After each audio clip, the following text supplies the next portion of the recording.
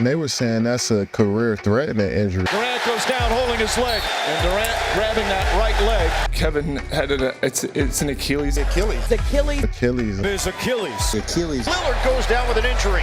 Jennings is writhing in pain, rolling in pain on the other end. He's holding that left lower leg area. I don't think the league is in the type of shape that you need to be in the type of shape to play at this pace. You just get a sick feeling in your stomach. You're just sick to your stomach for the young man. Will I really be the one that I was before? Hey family, have you noticed something strange this season in the NBA? Seven elite athletes have gone down with Achilles tendon tears. This isn't just random. These are all stars. Franchise players, guys like Tyrese Halliburton, Jason Tatum, Damian Lillard. The injury that used to be rare has become an epidemic. Blast from the past. I remember when Gerald Wilkins tore his Achilles tendon, and that got me thinking not just about basketball, but about life, weakness, and where we are most vulnerable. Family, if you're taking notes, I'd write this down. Number one, even the strongest have a weak spot. From 1990 to 2023, we saw about 45 torn Achilles tendons in the NBA. But this past year alone, 7. One season. That's not coincidence. Players down in the last 12 months, Damian Lillard with the Bucks, Jason Tatum with the Celtics, and in Game 7, Tyrese Halliburton with the Pacers. Not to forget about DeJounte Murray, Drew Smith, Isaiah Jackson, and James Wiseman. Add this up, and it's not just injury, it's a message. You can be powerful and still break down at the heel. That's why the phrase, the Achilles heel, exists. Now, I don't believe in Greek mythology, but Achilles, his mother, dipped him in the river Styx. Everything was covered except his heel.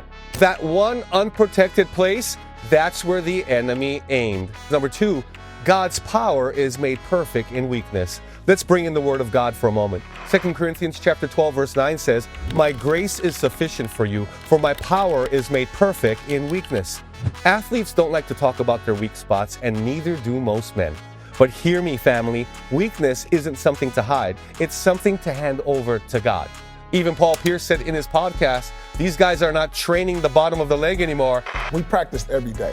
We went up and down every day. Like a game. Like a game. So we 5-on-5 pretty much the whole season. With drills. And Kevin Garnett, his partner in crime with the Boston Celtics, added, they've stopped doing all the calf work. No ankle stability. Everything's vertical. If anybody knows the body, your calves are your brakes.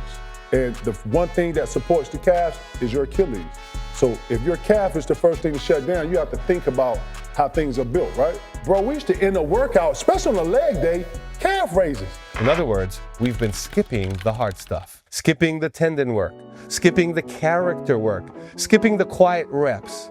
Listen, if you neglect what no one sees, you'll break when everyone's watching.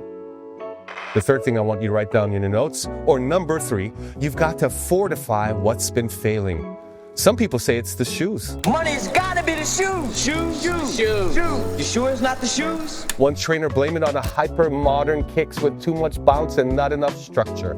Great for flash, but not for function. Early specialization, participating in only one sport by the time you hit 12 years of age. No cross-training. All gas, no brakes. One expert said they play year-round, same movements, no variety. Tendons can't recover. Let me say this to you. Whatever you do over and over without rest will eventually rupture. So let's translate that for you and for me. Keep grinding without a Sabbath, burnout. Keep pushing without boundaries, breakdown. Keep showing strength but hiding your struggles, ultimate implosion. Let me tell you and leave you with this. The Achilles tendon is strong but not invincible, and neither are you or me. So what's your Achilles heel? Is it pride, porn, approval addiction? Is it financial pressure, father wounds, fear, or failure? Don't wait for the snap. Surrender it now. Because while the world breaks you down by your weakness, God builds you up through it. Listen, you want to go the distance? Start working on what's been skipped. The calf raises, the ankle strength, the quiet place, the prayer time, the healing conversations. Those who sow in tears will reap in songs of joy. But here's the hope, everybody. Kevin Durant rebuilt his Achilles tendon, rehabilitated himself, and is still playing at a very high level.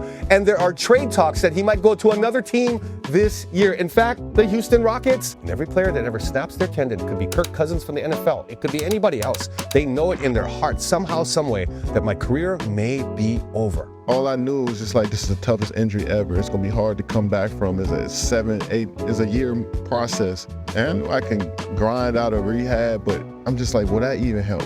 But will I really be the one that I was before? Now, let me tell you, you can make it back from anything that's ever happened in your life. God can help you rebuild areas of your life because sometimes the tendon tears so that man can be rebuilt by God.